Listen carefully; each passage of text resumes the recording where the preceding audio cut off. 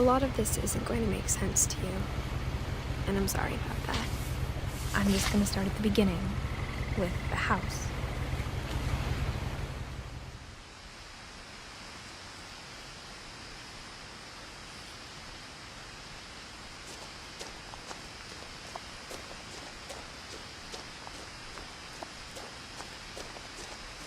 I lived here until I was 11, but I wasn't allowed inside half the rooms.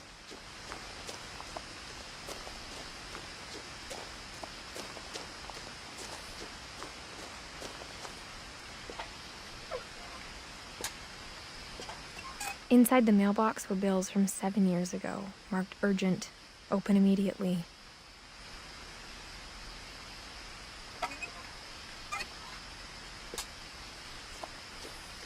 I hadn't been back since my brother Lewis's funeral.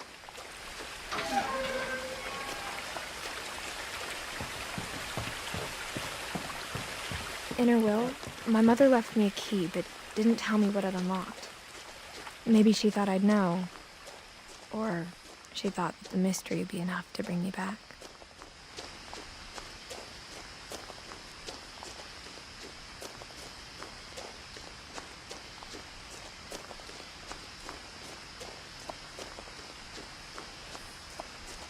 No one had driven this way in a long time, but I saw a few hoof prints.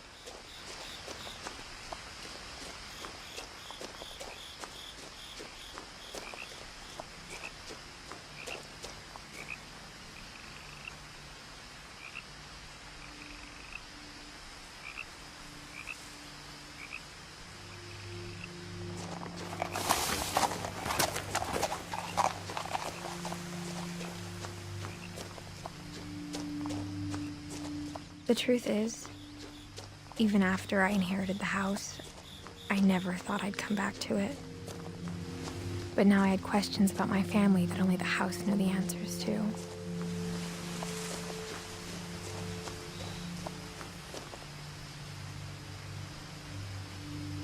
The house was exactly like I remembered it, the way I'd been dreaming about it.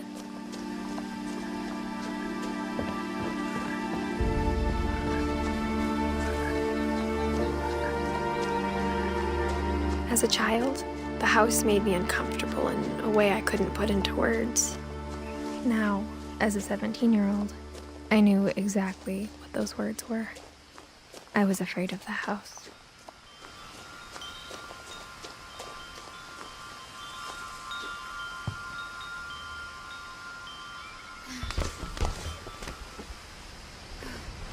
Crawling through the doggy door used to be a lot easier when I was 11.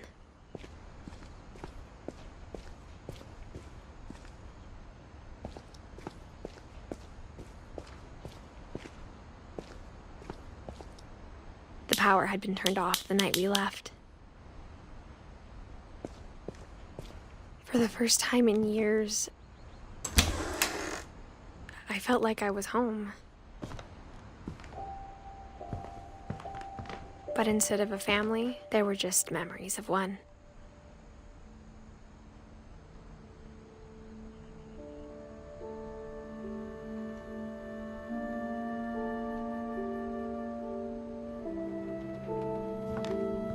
Like how after Lewis started working at the cannery, we all got sick of eating salmon. Except our cat, Molly. Nothing in the house looked abnormal. There was just too much of it, like a smile with too many teeth.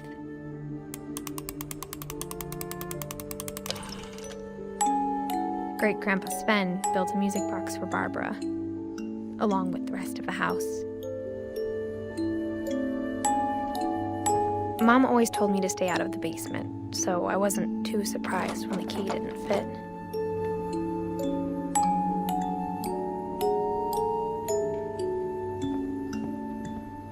Even the fireplace had a story. Edie told me the bricks came from the original house, after it sank.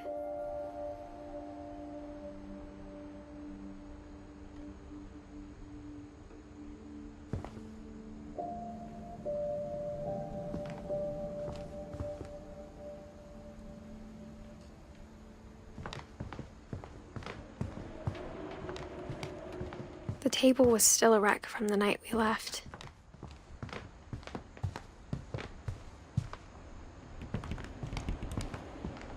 My mom It was like a bomb had gone off, killing everyone but sparing the furniture.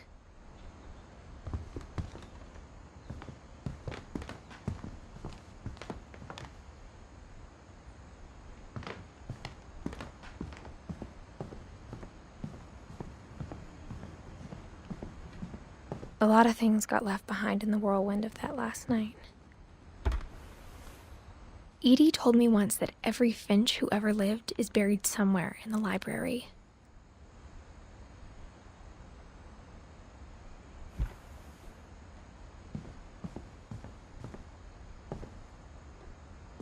After Milton disappeared, Mom sealed up all the bedrooms.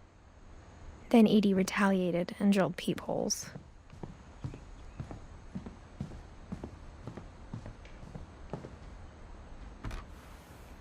As a kid, I just assumed every house had peepholes and sealed rooms you weren't allowed inside of.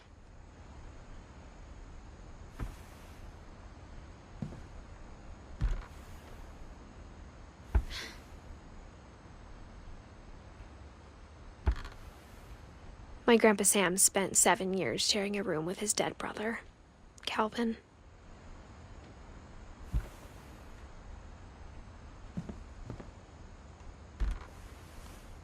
The last time I was in Edith Sr.'s room, I was 10 and she was painting my portrait.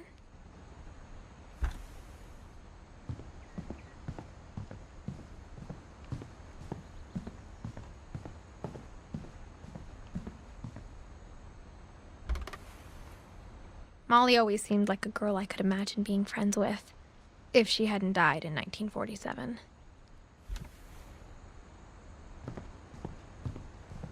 I spent a lot of time playing in Great Uncle Walter's room. Lewis told me there were secret passages, but I never believed him.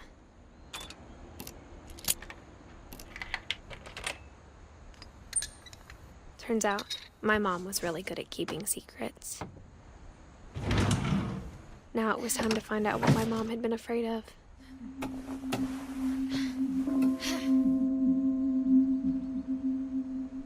Reading this, maybe it sounds like I had a plan, but I had no idea what was behind that door.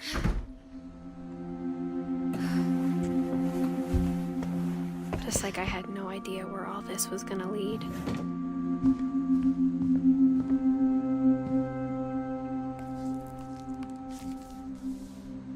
December 13th, 1947. Dear Diary, I'll be gone soon, but I wanted to tell somebody about what's gonna happen. It started when Mom sent me to bed without dinner. I woke up and I was starving, so I looked around for something to eat.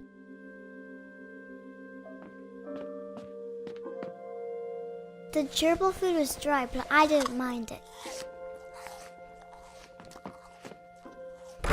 Mom, can I come out now? Sweetheart, it's late. Go to sleep.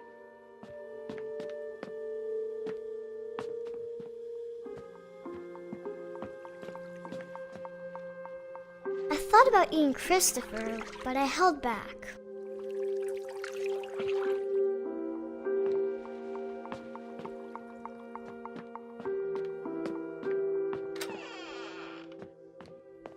I kept eating and eating.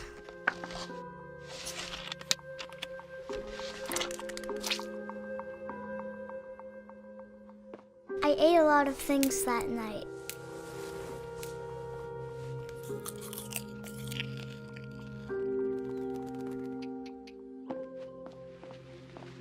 Then I heard chirping outside my window.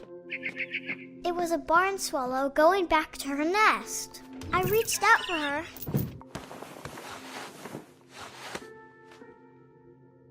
And suddenly, I was a cat.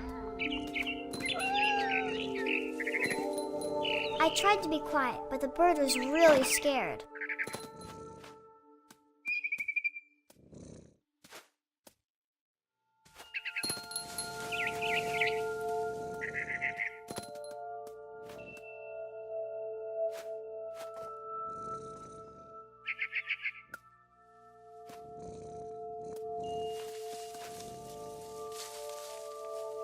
Mom and Dad didn't even look at me.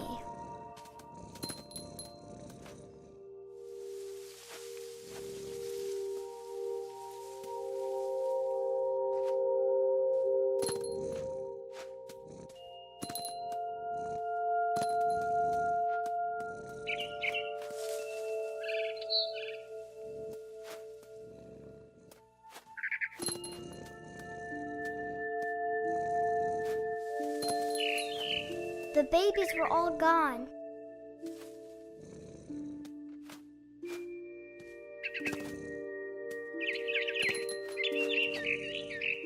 I jumped and I almost got her.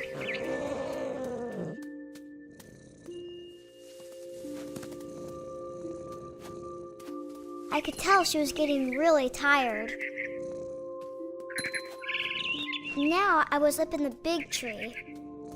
I promised Dad I wouldn't climb it anymore. All I cared about was eating that mama bird. I gobbled her up. And suddenly, I was an owl. First, all I heard was the wind. Then I heard little teeth nibbling in the grass.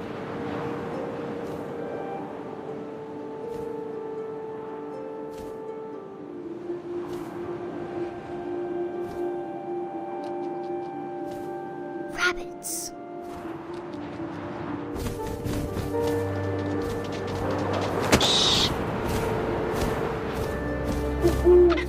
I imagined his face looking up and seeing mine through my talons. I swallowed him up, and I didn't chew one bit. And then I flew off to find something bigger.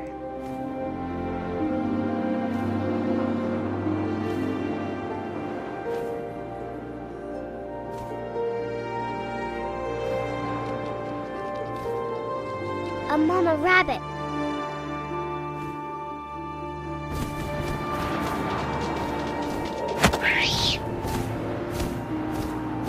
She was almost too big to carry.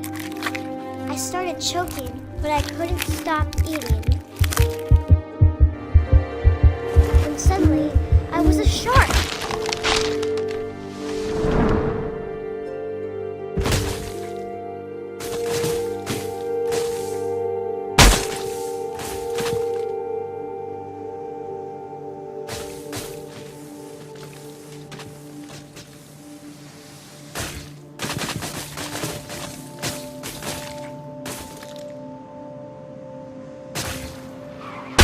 I rolled off a cliff and into the ocean. Now, I was hungrier than ever.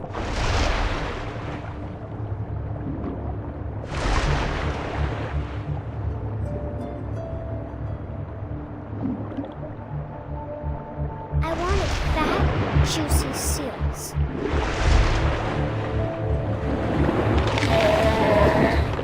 I tore off her flipper, and it tasted really good.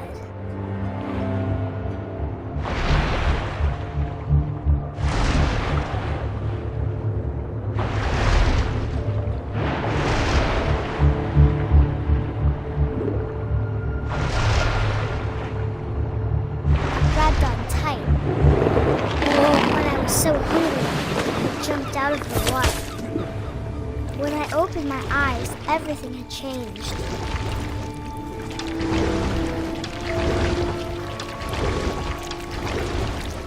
Now I was a monster, and I smelled people everywhere.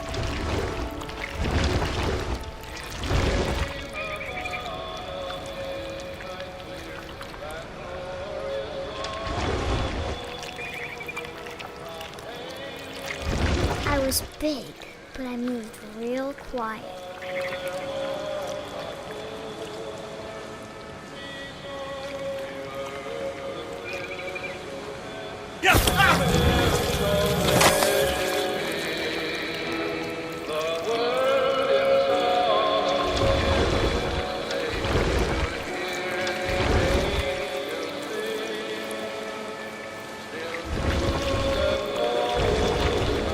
I wanted to stop, but also I didn't.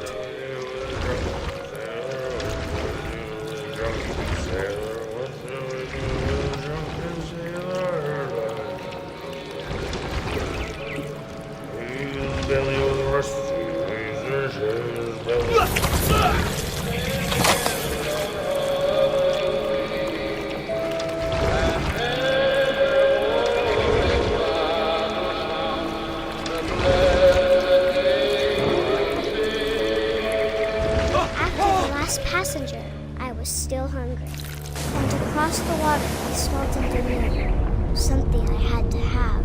so I swam towards it.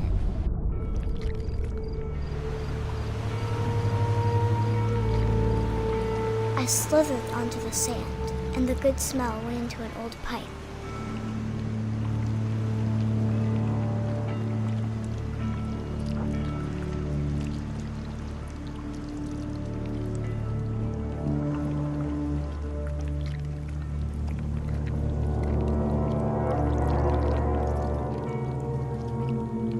I got closer and closer.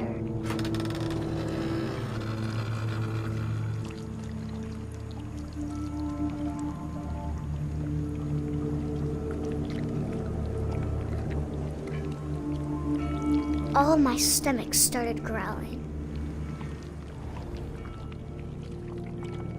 And suddenly, I was me again. I held my breath for a long time, but I couldn't hear anything. I think it's waiting for me to fall asleep. But it's not going to wait much longer. It needs to feed, and we both know I will be delicious.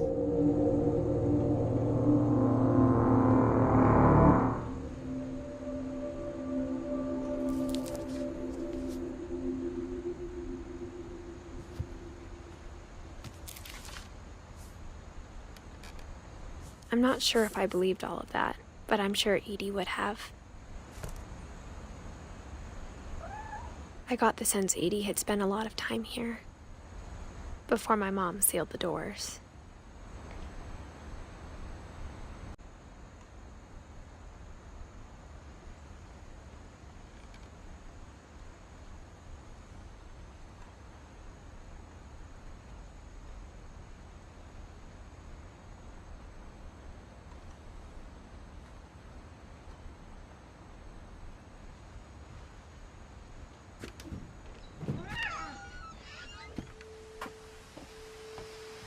This will be obvious later, but my mom never told me any of these stories.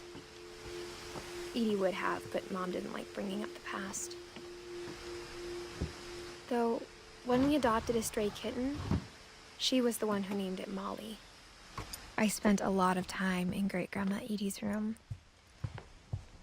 Her room was like a museum. For 500 years, the Finches have been famous throughout Norway for their fortune. And misfortune. Odin Finch buries the latest victims of the family curse, his wife Ingeborg and their newborn son, Johan. On January 7th, 1937, he set sail with his family and his house, hoping to leave the curse behind. But 40-foot waves off the coast of Washington send the house and Odin to the bottom of the sea. Odin's daughter Edie, with husband Sven and baby Molly, step ashore on their new home, Orcas Island. Odin Finch is the first to be buried in the new family cemetery. His daughter Edie is already dreaming of a new Finch house.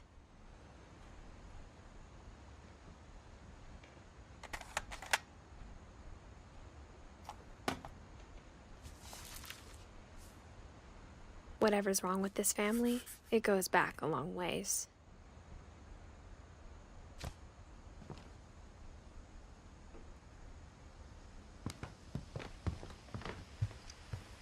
When Edie told people Sven was killed by a dragon, she could also have said he was building a dragon-shaped slide that collapsed. Even in her 90s, sometimes Edie seemed a lot younger than my mother. The only trace Grandpa Sam's first wife, Kay, left on the house was the pink bathroom. It was a pretty big trace.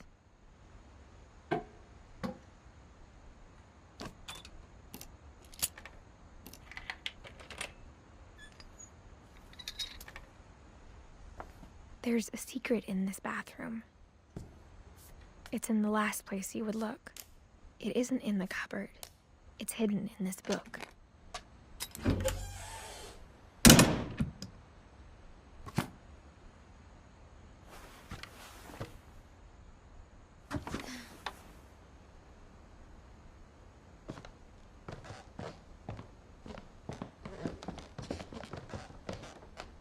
From the paintings on the wall, it was clear my brother Milton had been here before me.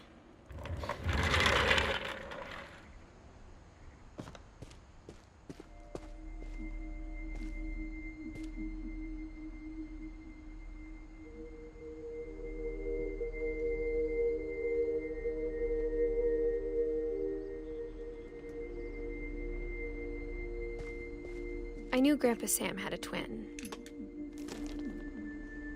and that he never talked about him.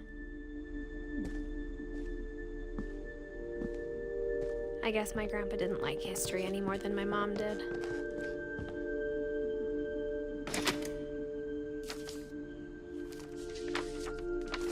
How I Want to Remember My Brother by Sam Finch.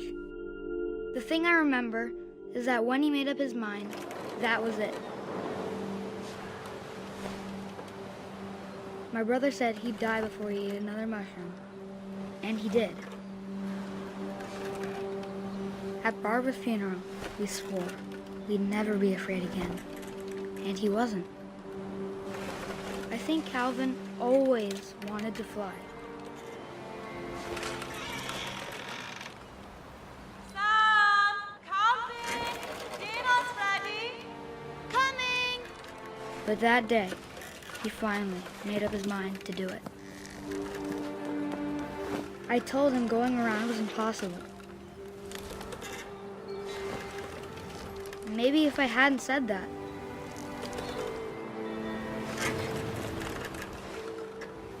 Calvin! I'm not gonna tell you again! maybe if the wind hadn't picked up, then maybe he'd still be here. But I doubt it. I think he'd already made up his mind. That's what I want to remember about my brother.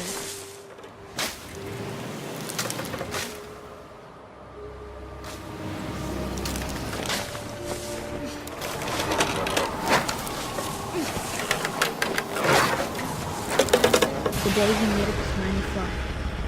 And he did.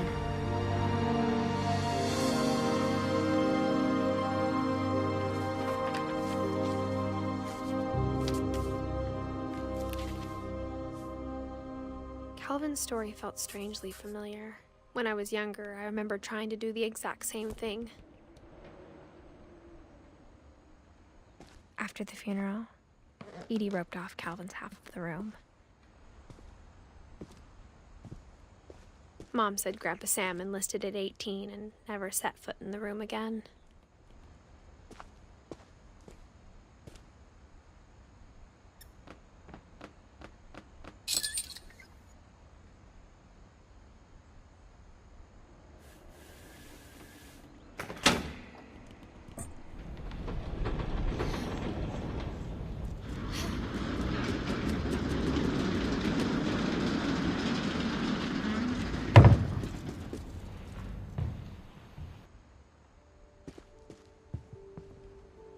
The passages were a pretty tight fit. They'd obviously been built for smaller hands and bellies.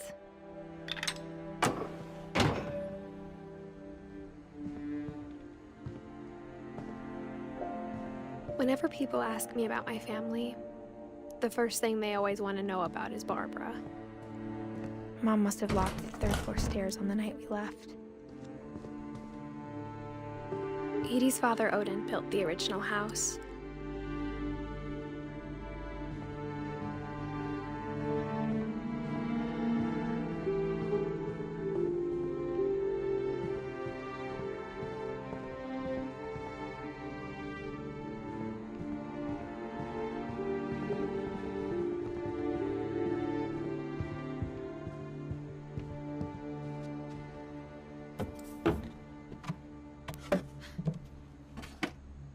Growing up, I always thought of Barbara as a child star. I never thought about how hard it must have been for her afterwards.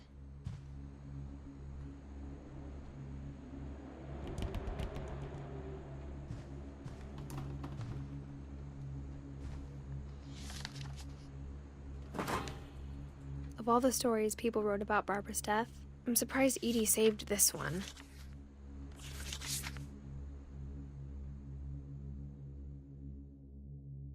Old Jack here with another ghastly tale inspired by America's most unfortunate family. I'm calling it The Surprise Ending of Barbara Finch. As a child star, Barbara was famous for her scream. Now at 16, she was all washed up. A has-been. But in a lucky break, she'd been asked to perform her signature scream at a local convention for monster movie fans. It was just the boost her career needed. Unfortunately, her scream hadn't aged well. Getting better. I think you just need the right motivation. Her biggest fan and current boyfriend, Rick, was about to demonstrate when... Now that was a great scream. It was Barbara's father, Sven. He'd slipped into a table saw and had to be rushed to the emergency room. So Barbara got stuck babysitting her youngest brother, Walter. Her convention comeback was cancelled. Okay, I'm hearing frustration, but I'm not hearing terror. What if I tried... A gang of hoodlums in Halloween masks have been terrorizing Orcas Island tonight. Police are urging residents to... That came from the basement. You're right! Also, I loved your delivery on that. Why is your basement door locked? Because my dad likes making puzzles and secret passages. There's a key hidden in the music box. The secret is to keep winding and winding until finally the key pops out. Thanks, babe. I'll be back in a sec. 20 minutes later, Rick hadn't returned. So Barbara went to look for him, right on cue. She reached for the music box. And as she wound the key, she listened for Rick, but the house was silent.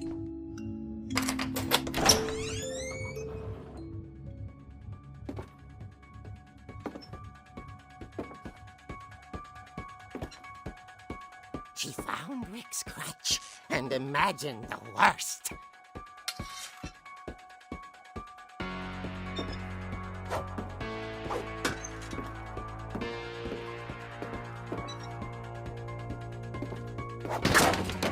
The gang's leader is the infamous Hookman killer, Dr. Carl Hamill, who impaled and then ate his family 10 years ago tonight.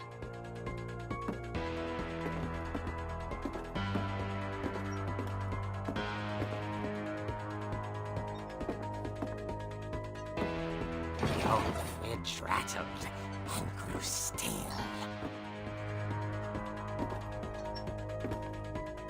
Oh dear! Oh! Rick? Barb, relax. I was just trying to scare you to help you find your scream. Well, I'm not scared, Rick. I'm furious. Then act furious. All I'm getting from you now is that you're hurt and confused and you're... She threw him out, but she kept a little something to remember him by. Barb, have you seen my other crutch? And she was still holding it when she fell asleep watching the late picture show. Hours later... Barbara! Walter, what's going on up there? Ah!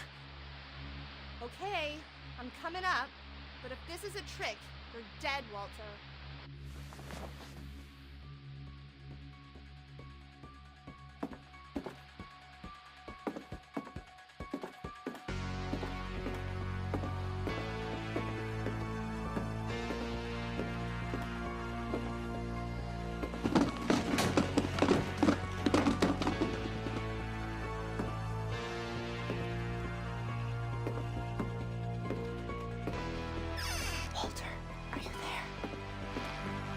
Walter had vanished, but his bedside radio was still on.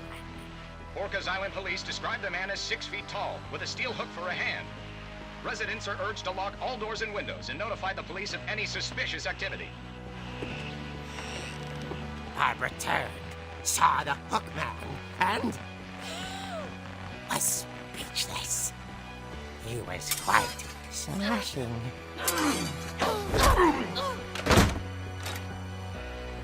And where he was, he couldn't get enough of Barbara. Okay, Barbara, there's gotta be another way out of here. That night, she played her part beautifully.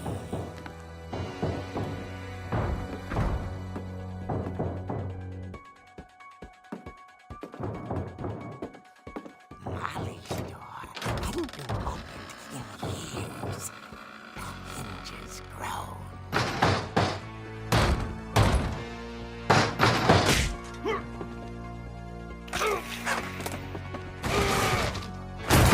He wasn't moving, but she sensed the story might not be over yet.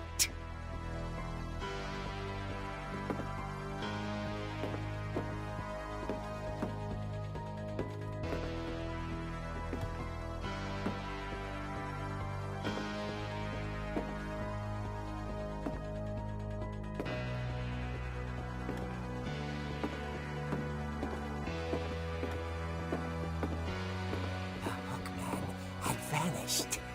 She listened for his breathing, but all she heard was...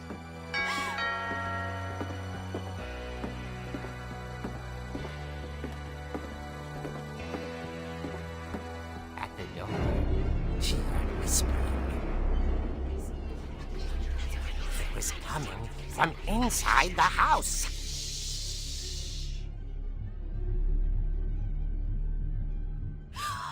Oh dear.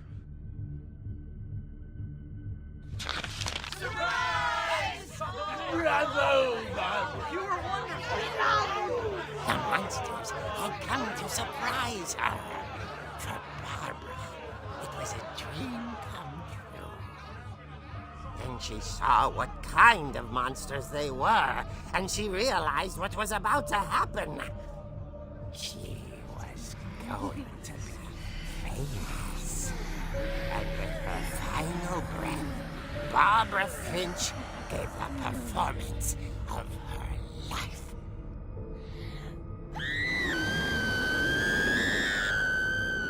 I wasn't there myself, but I hear Barbara was magnificent. Poor girl. She had a taste for stardom. But unfortunately, so did her fans. Of course, the police blamed it all on poor Rick, who disappeared the same night. And little Walter? Hiding under his bed the whole time. He took it all pretty hard, but that's another story. As for Barbara, tucked inside the music box was all they ever found of her. Her ear. Now that's what I call a real eerie tale.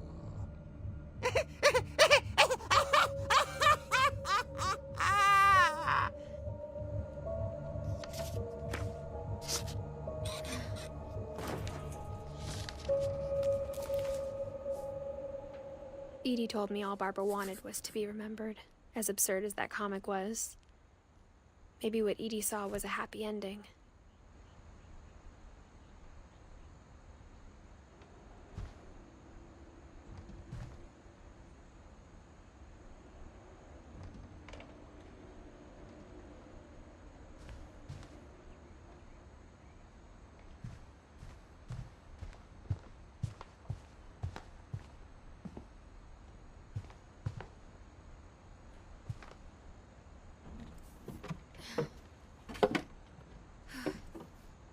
I guess now I know why Mom didn't like me playing with the music box.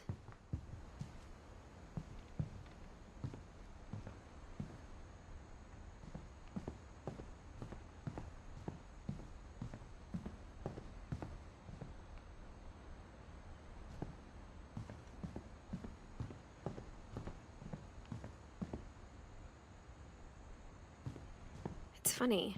All those times I played with the music box and never found the basement key.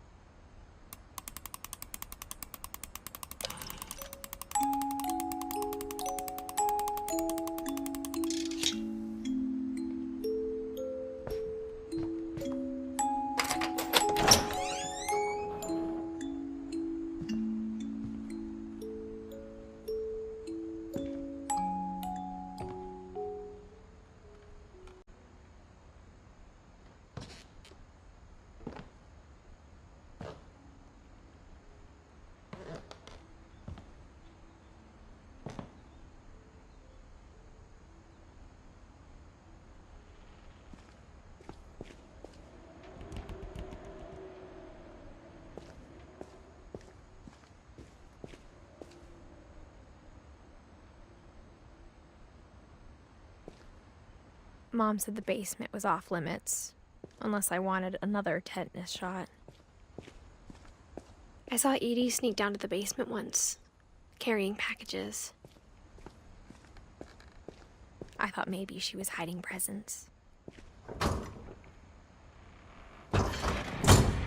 It turned out she was hiding a lot more than that.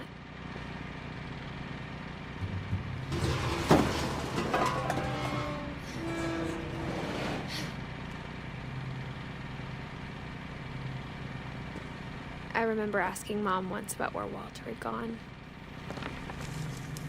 She said after Barbara died, he got as far away as he could. If there's a pattern in all these stories, I think it's that none of us has gotten very far.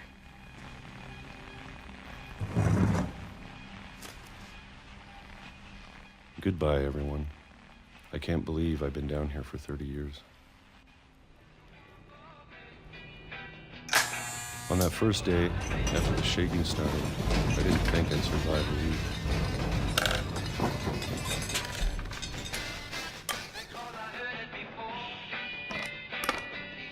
But after a few days, I settled into a routine. That's what kept me sane. Having a schedule, living for today. I always expected to be dead tomorrow. But if you wait long enough, you get used to anything.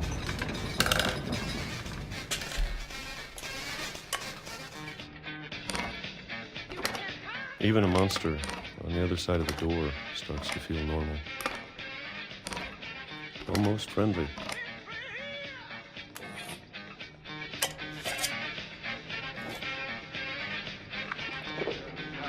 And then one day, everything just stopped. Whatever that thing was, it was gone. Maybe it got tired of waiting. Or maybe I just got tired of being afraid.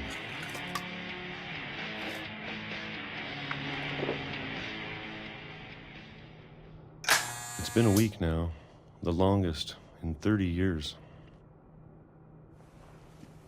I'm done waiting. I have to leave. Well, I still can.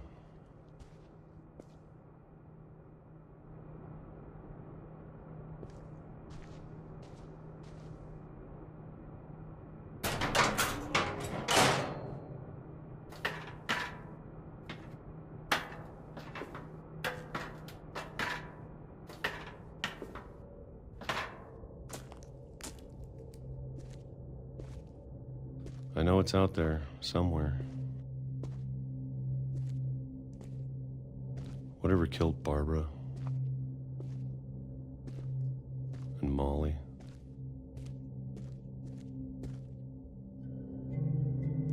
and Calvin. Maybe this is all a mistake. But I need to stop living the same day, even if it kills me.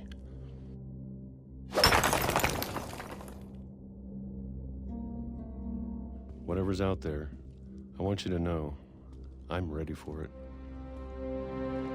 I'm going to appreciate all of it, especially the food. I don't mind if I only have a year left, or a month, or a single week. I'd be happy with 1 more day. I can already imagine the sun on my face.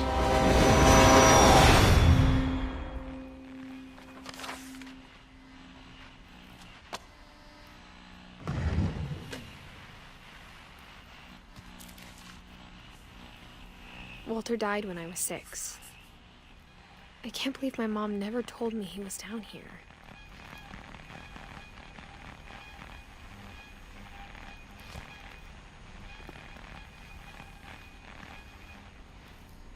I'm sure my mom was trying to protect me.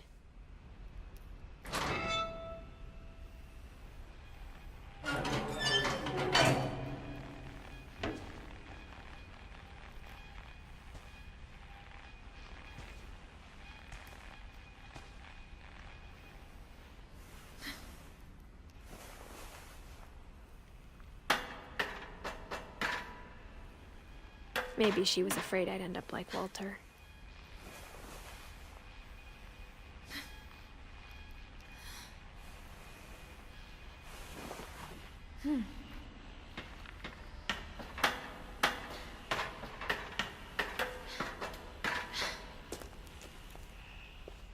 But if she never told me about an uncle under the house, I can only imagine what else she was hiding.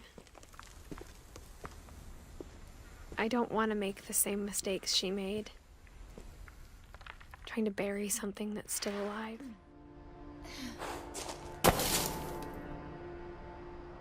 Now that there's only one of us left, or maybe two,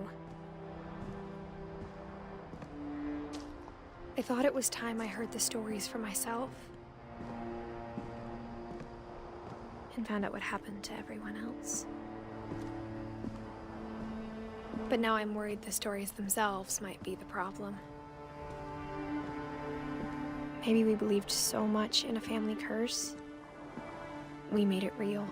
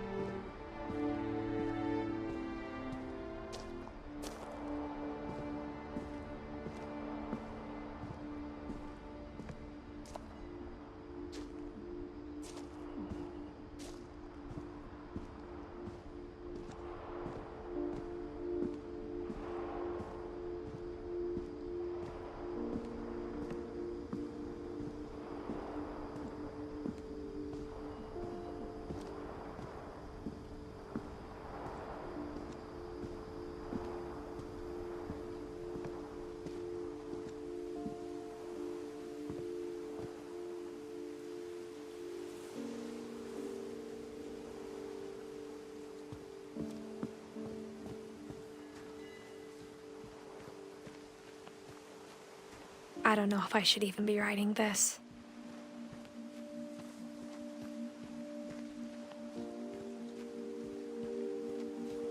Maybe it'd be better if all this just died with me.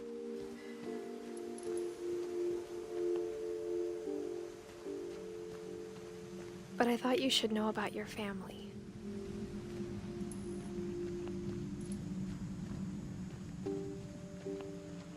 And the history you're a part of. Though to be honest, I feel as lost as you probably do right now.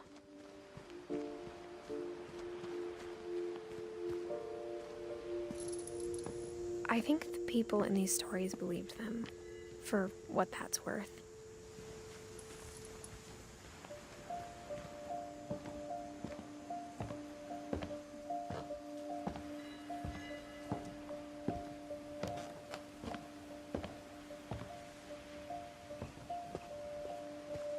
And when you look at the house, that history of imagination and stubbornness and madness, any of it seems possible.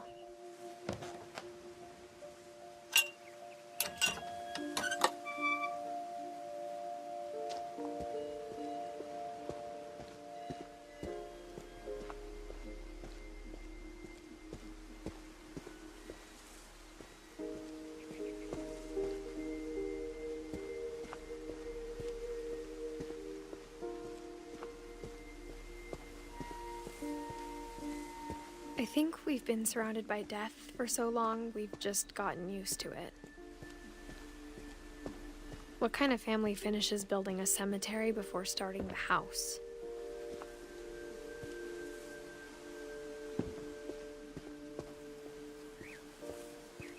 It's embarrassing for me to admit this, but the pet cemetery made me more uncomfortable than the human one.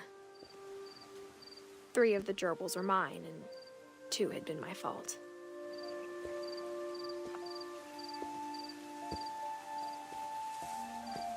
Sven built the house, but it was Edith who designed the cemetery.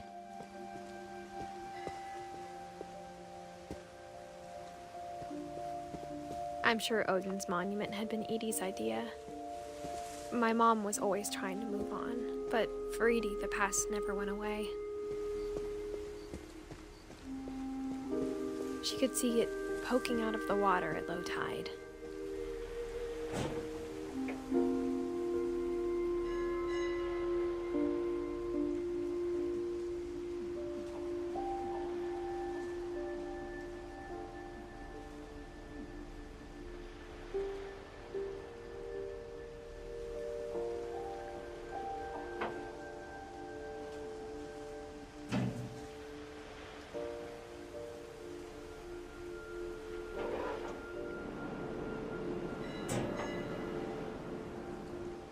Edie said she dreamed about the old house every night.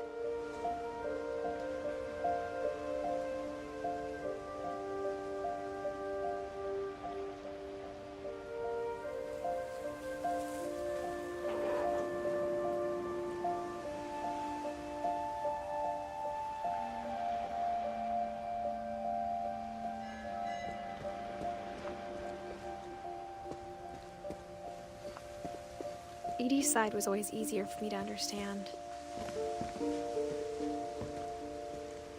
But the older I get, the more I can see where my mom was coming from. Her dad had been pretty strict, but it wasn't enough to save her brothers. She was just trying to do better. She lost 2 of her brothers, just like I did. I get why she tried so hard to protect us.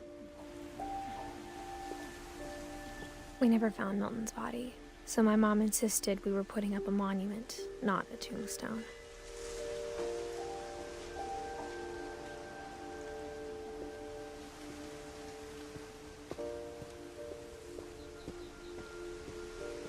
There's so many things I wish I could ask my mom now. Part of me thinks this is what she wanted all along. For me to come back someday and find everything out for myself.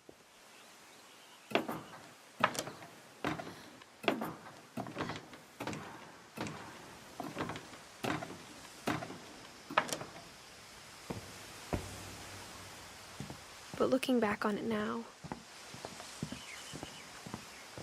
if she told me there was going to be so much climbing, I never would have come when I was 22 weeks pregnant.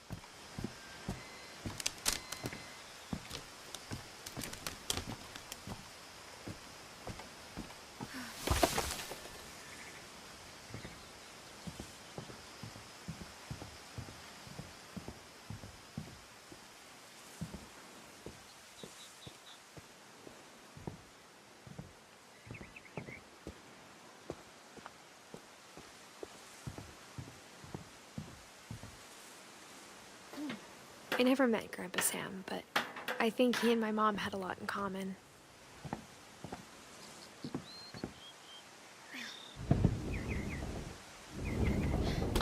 They were both pretty intense. Sam spent his life shooting photos, but Mom said he got nervous being in front of the camera. I guess we're all afraid of something.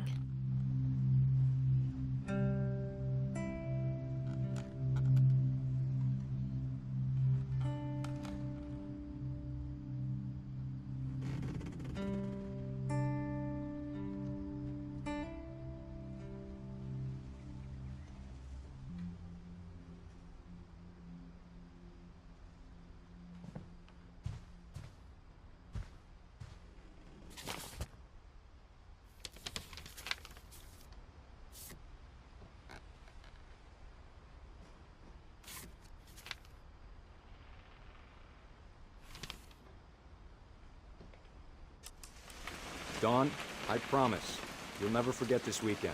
Yes, sir. These memories are gonna last a lifetime. Hmm? Am I gonna have to shoot anything? It's a hunting trip, Dawn. Shooting is strongly encouraged.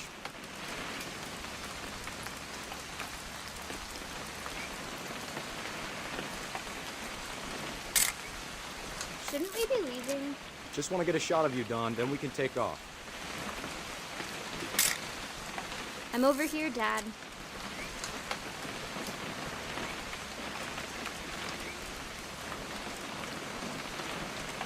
What? Perfect.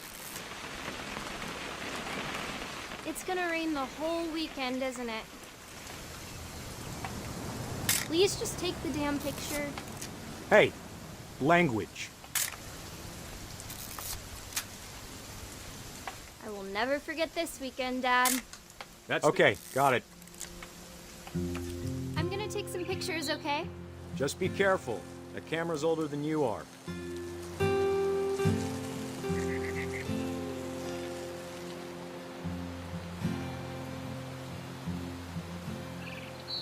You're right, Dad. It's starting to clear up. Still freezing, though.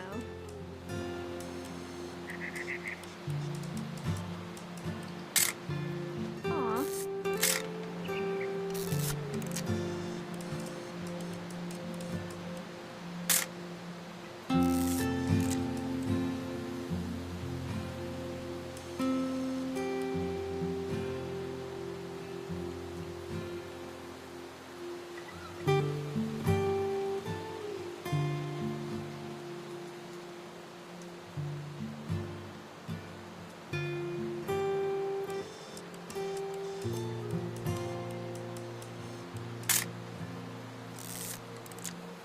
Definitely should not have drunk all that coffee. Hold still while I take a picture. Hey! That's a keeper. I'm just saying, I'm not always gonna be here, Dawn. You'll need to remember this stuff, if you want to survive. I'll be fine, Dad. You know who else thought he was gonna be fine? Some guy who died. Dawn, I'm being serious. Dad! Good eyes, Dawn. Before you take the shot, let me get a picture of you. Dad, I... Just breathe. Turn off your imagination. Let me get behind you. Do I have to do this? Dawn, you don't have to do anything. But if you want to survive, you'll need to be strong.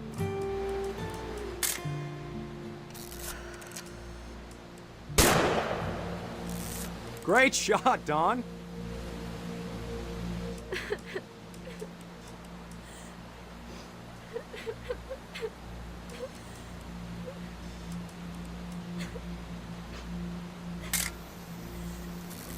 I'm proud of you, Dawn. Always remember that, okay?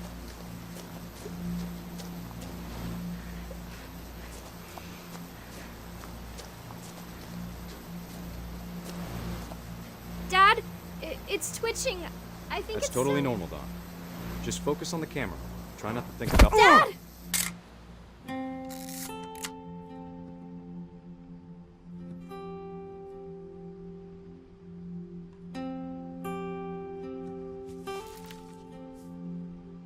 Of all these stories, that's the one I wish most that my mom had told me.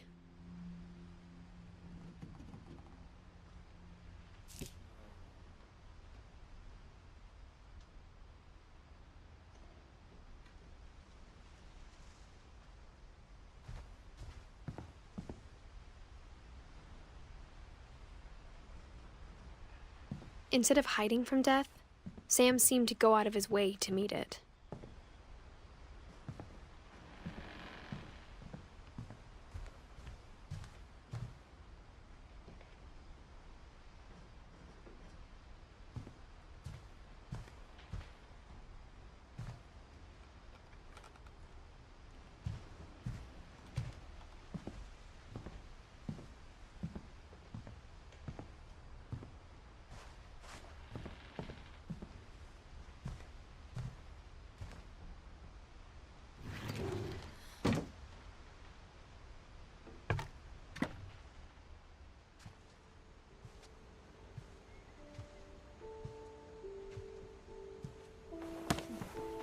After Sam died, my mom and Edie got really close.